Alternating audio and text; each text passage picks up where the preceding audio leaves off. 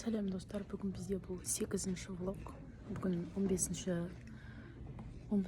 ақпан. Біз кітапханадамыз. Ерсайын ағайдың сөз жұмысын жазуға Жаңалық апай екеуінің. Бізде кітаптар көп. Көбінесе біз мына кітаптан алдық, сөз жасам деген. Одан соң өзіміздің Жаңалық апайдың кітабы. Одан соң біз кітапханаға Әнар Салқынбайдың кітабы бар сосын.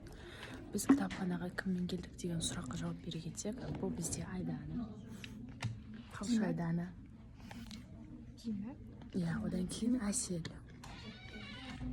Сосын достар, біз мен Қызбек жырын бастап кеттім. Қызбек жырын мен шегенің нұсқасын алып бастап оқығанмын, бірақ ол маған ұнамай жатыр.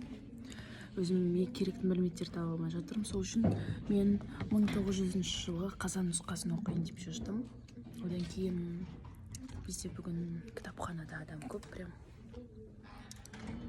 Сосын сол кітапханада келдік. Адам абыр-сабыр.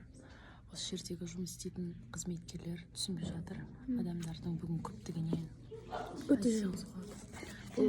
Әселдің әжесі алып берген шоколад. Киндер шоколад.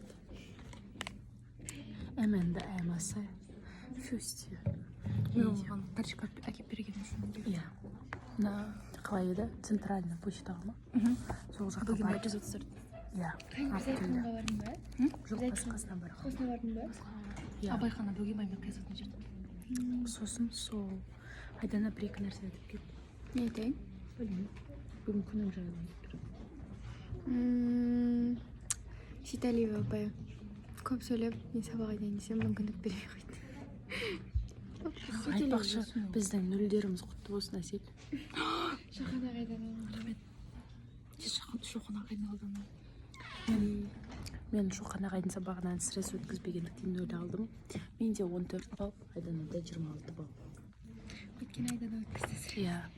Ол Айдана қалшы Айдана өткізді, мен Нұрманбек Айдана өткізбеді. Әсел өткізіп, өтірік жазып болсын, бал алып алған. Қанша бал алдың сен? 12.